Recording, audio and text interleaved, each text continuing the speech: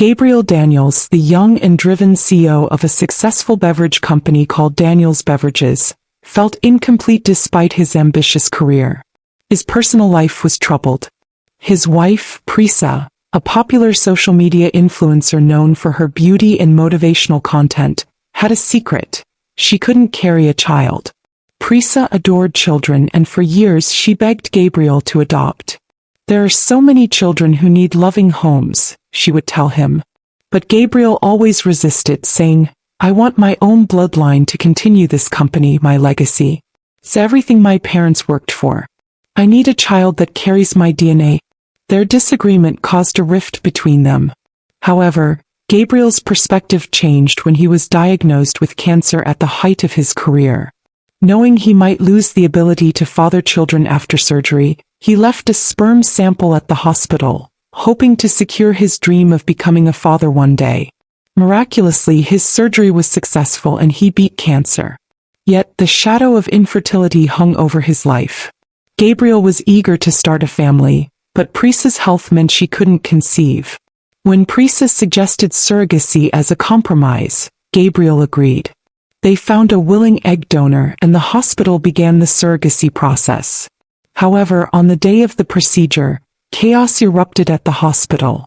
A young college student named Jane Rivers had come for a routine medical checkup. In the confusion of a packed schedule, a doctor mistakenly inseminated Jane with Gabriel's sperm instead of the intended surrogate. The mistake was covered up by the hospital staff, who quietly deleted Jane's records to avoid liability. Meanwhile, Gabriel was informed that the surrogate was successfully pregnant. He was overjoyed, embracing Prisa and sharing the news of their soon-to-be parenthood. Prisa, however, masked her unease.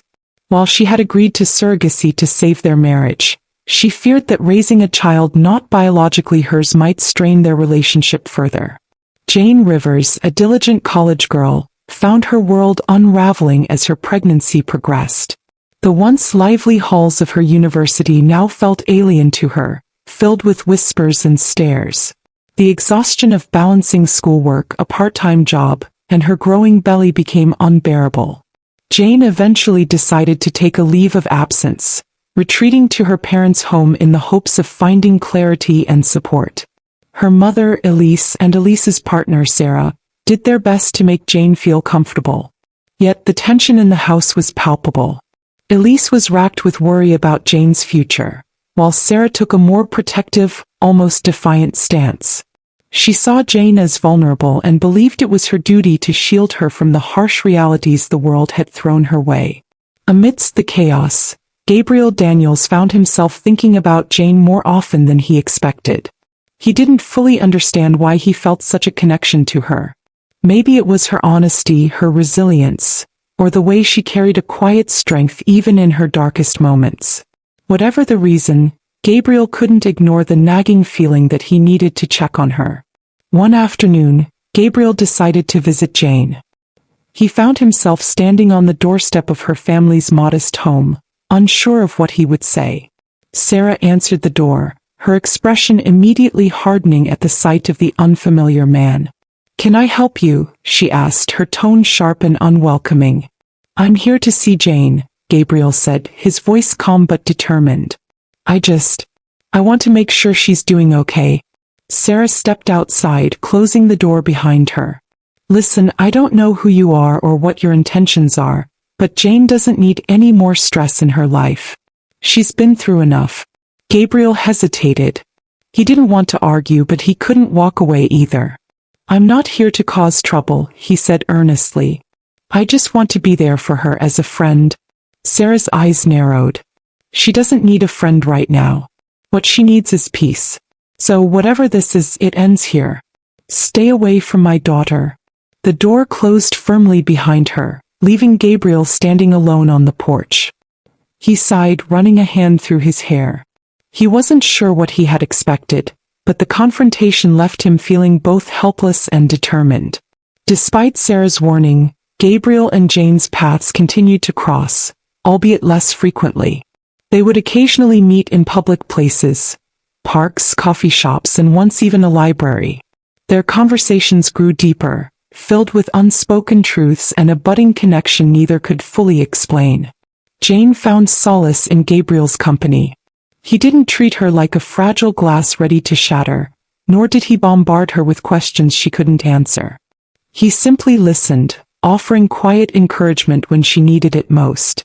"I don't understand why you're so kind to me," Jane said one evening as they sat on a park bench, the autumn leaves rustling around them, painting the world in shades of gold and crimson. Gabriel looked at her, his expression thoughtful. "Because you deserve kindness, Jane. Life's been unfair to you, but that doesn't mean you have to face it alone." His words lingered in her heart, a beacon of hope in the midst of her confusion and fear. However, their growing bond didn't go unnoticed. Prisa, who had been growing suspicious of Gabriel's long walks and late nights, decided to follow him one evening. She had been scrolling through his phone earlier that week and found nothing incriminating, but her gut told her there was more to the story. Dressed inconspicuously, Prisa trailed Gabriel to a small cafe. Her heart pounded as she saw him sitting across from Jane, their heads bent close together in deep conversation. Prisa's blood boiled as she watched the easy smiles and the way Gabriel's eyes softened when he looked at the younger woman. Who was she, and why was Gabriel spending so much time with her? Prisa's mind raced with possibilities, each more infuriating than the last. She snapped a photo of them with her phone, her hands trembling with rage. That night, Prisa couldn't sleep. Her mind replayed the scene at the cafe, each detail fueling her anger. How dare Gabriel betray her trust like this?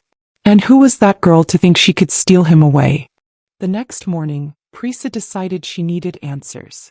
But confrontation wasn't her style. No, Prisa preferred to play the long game. She would dig deeper, learn everything she could about Jane Rivers, and find a way to make her pay for whatever hold she had over Gabriel. Prisa's obsession grew.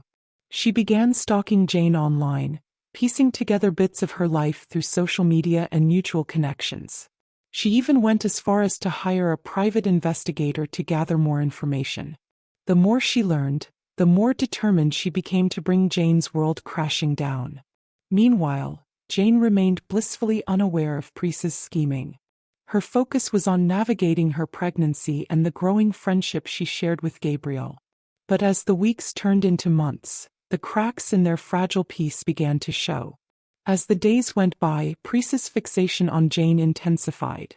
She spent hours scouring the internet for any mention of Jane, poring over her social media profiles, and even showing up at her favorite coffee shop, hoping to catch a glimpse of her. Gabriel, oblivious to Prisa's growing obsession, continued to secretly meet with Jane. Their conversations grew more meaningful, and Gabriel found himself drawn to Jane's kindness, resilience, and determination. One evening, as they sat together in a quiet park, Gabriel turned to Jane and asked, "What's going to happen to you and your baby?" Jane looked down, her eyes welling up with tears. "I don't know," she whispered. "I'm scared, Gabriel. I'm so scared." Gabriel's heart went out to her. He reached out and took her hand, offering what little comfort he could. As they sat there, hands clasped, a sense of understanding passed between them. But their moment of connection was short-lived. Prisa, who had been watching from afar, saw the tender exchange and felt a surge of rage. She stormed over to them, her eyes blazing with anger. "What's going on here?" Prisa demanded, her voice shrill. Gabriel stood up, trying to calm her down. "Prisa, please." But Prisa was beyond reason. She turned to Jane and spat, "You think you can just waltz into our lives and steal him away from me? Well, think again." Jane, taken aback by Prisa's outburst, stumbled backward, her eyes wide with fear. Gabriel stepped forward, trying to intervene, but Prisa was relentless. "You're just a pathetic little girl playing games with people's lives," Prisa sneered. "You don't deserve him." As Prisa's tirade continued, Jane's face crumpled. She turned and ran, disappearing into the night. Gabriel, horrified by Prisa's behavior, chased after Jane, but she was gone. The confrontation left Gabriel reeling. He realized that Prisa's obsession with Jane had gone too far. He needed to take action to protect Jane and himself from Prisa's toxic behavior. But as he stood there trying to process the chaos that had erupted, he couldn't shake the feeling that things were only going to get worse. Gabriel's eyes locked onto Prisa's, his expression stern. "That's enough, Prisa," he said, his voice firm. "You're out of control." Prisa's face twisted in a snarl. "You're defending her," she spat. "You're choosing her over me?" Gabriel took a deep breath.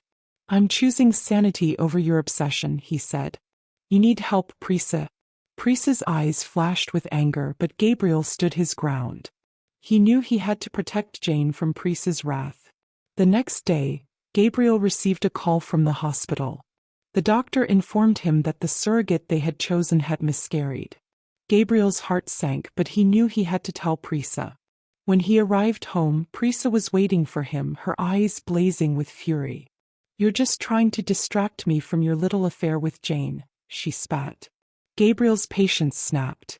"That's enough, Prisa," he said, his voice rising. "I've had enough of your accusations and your obsession. We're done." Prisa's face crumpled and she burst into tears. Gabriel felt a pang of guilt, but he knew he had to stand firm. As the days passed, Gabriel and Prisa's marriage began to unravel. Prisa's obsession with Jane had destroyed their relationship, and Gabriel knew he had to move on. He began to secretly meet with Jane again, and their friendship blossomed into something more. They would sit together in the park, watching the sunset, and Gabriel would tell her about his dreams and aspirations. Jane listened, entranced, and Gabriel knew he had found his soulmate. But just as things were falling into place, Prisa dropped a bombshell. She revealed that she had been investigating Jane's past and had discovered a shocking secret. Jane, it turned out, was the product of a sperm donation. And the donor was none other than Gabriel himself. Gabriel's eyes widened in shock as he stared at Jane. "Is this true?" he asked, his voice barely above a whisper. Jane nodded, tears streaming down her face. "I'm so sorry, Gabriel," she said. "I had no idea." Gabriel's mind reeled as he tried to process the information. He was Jane's biological father. The implications were staggering. But as he looked at Jane, he knew that he couldn't turn his back on her. He had to be there for her no matter what. "I don't care about the past," Gabriel said, taking Jane's hand. "I care about the future. Our future." Jane smiled, and Gabriel knew that they would face whatever came next together. As for Prisa, she realized too late that her obsession had destroyed everything. She was left alone, her marriage in tatters, her reputation ruined. But Gabriel and Jane didn't look back. They knew that they had been given a second chance, and they were determined to make the most of it. They got married a year later, surrounded by friends and family. Gabriel held Jane's hand, looking into her eyes, and knew that he had found his true love. And as they exchanged their vows, Gabriel knew that their love would conquer all, no matter what secrets the past held.